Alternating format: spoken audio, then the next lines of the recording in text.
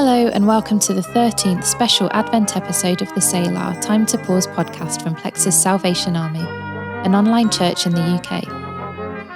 As we journey through Advent this year, we're joined by chaplains from our Homelessness Services Unit, who work in our lifehouses and hostels around the country. During this time, they'll be helping us to explore the four great themes of hope, peace, love and joy. We're joined again today by Karen Cardy from Springfield Lodge Lifehouse in London, who is considering our third theme of love. I will stop and breathe in your presence. Just breathe.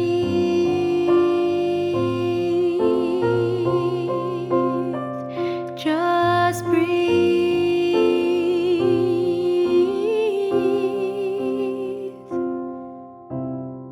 Hello, I'm Karen, and I'm a Salvation Army chaplain working with homeless young people in a lifehouse and supported accommodation. This week's podcasts are part of our Advent series and are on the theme of love. In my work at our lifehouse, one of my favourite jobs, and it's not technically on my job description, is that of getting empty rooms ready for a new resident to move in.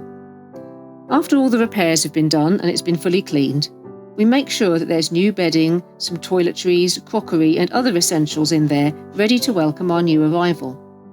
It's an act of hospitality and of love, which is very valuable in the start of a young person's stay.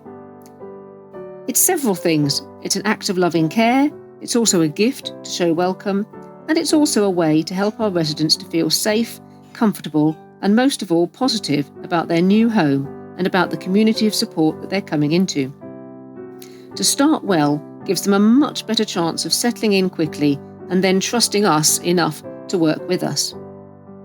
The referral process for people coming in can be long or can be very short, but either way we are having at least some time of preparation for our new arrivals, during which lots of individual tasks need doing, and love goes into all of these. Advent is of course a time of preparation and expectation in awaiting the arrival of Jesus. In devotion to God, the ancient Israelites awaited his Messiah for many centuries. Today, we observe Advent as a time of waiting and preparation. I'm not thinking about the Advent calendars with chocolates in, or in my day it was just pictures, although by all means, if you enjoy one of those, enjoy it.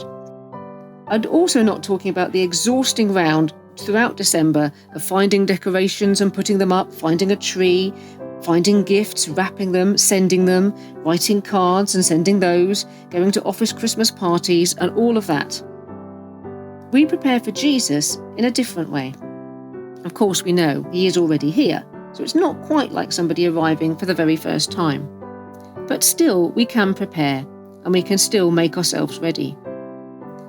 One of our popular Christmas carols has a line saying, "Let every heart prepare him room." And maybe this is what we are meant to do at Advent, prepare room in our hearts for Jesus. With so much else going on, keeping space for him in our hearts and minds and busy schedules could be quite a task.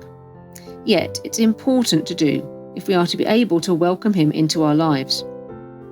But how do we do that? How do we prepare room in our heart? We know what to do to prepare for a human visitor coming to our home or a new arrival for me at the Lifehouse. Make sure the room's clean, make sure there's nice bedding, a towel, all the practical things that people need. But spiritually, how do we prepare?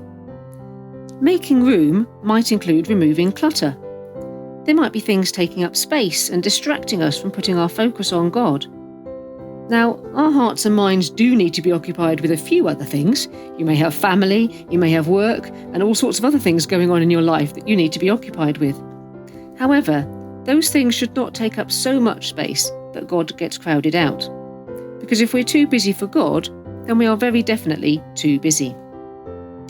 Making room might also mean preparing ourselves emotionally to accept him. Sometimes there are other beliefs, other worldviews, entrenched opinions or negative thoughts about ourselves that can get in the way. For example, if someone thinks that they're unlovable, will they be able to suspend that thought for long enough to allow God's love in? Will they be able to believe that he loves them?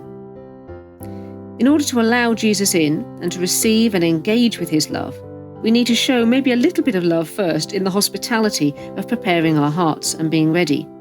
It doesn't need to be much, just enough to let him in. 2,000 years ago, there was an innkeeper in Bethlehem. You probably know where I'm going with this now. He didn't think he had room. No one else in the town had room. But he had a think. He thought outside the box, as we might say these days. And he found a way to squeeze a young couple into his home. In doing so, he had the immense privilege of hosting the incarnation of God through his hospitality to a young couple. We don't even know his name, that's not recorded, but he was still an important part of this amazing story, just by letting a young couple in. I wonder, what might we become part of if we show love and hospitality to Jesus by letting him in and giving what we can? Do you fully let Jesus into your heart and life? Or are you sometimes holding him a little bit at arm's length? Is there an area of your life in which he's not invited? Or can he access all areas? Do we tend to keep him out in the stable? Or do we allow him into the very centre of our lives? This Advent, let us fully prepare room for him and offer him true hospitality by fully allowing him in.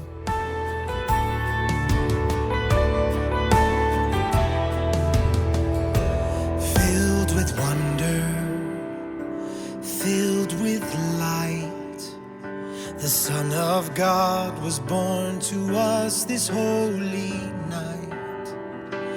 All creation, come and see, the King of heaven comes to set the captives free.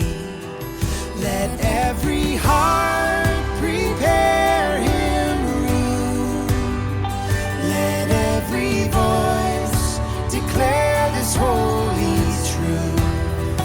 For heaven's King has come to make us new.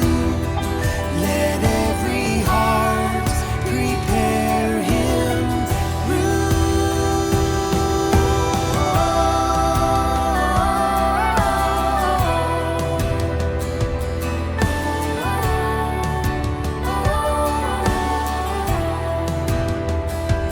We have wandered and walked away with empty things. We chose to fill this empty space, but the God of mercy, the King of grace, he offers life to those who call upon his name. Let every heart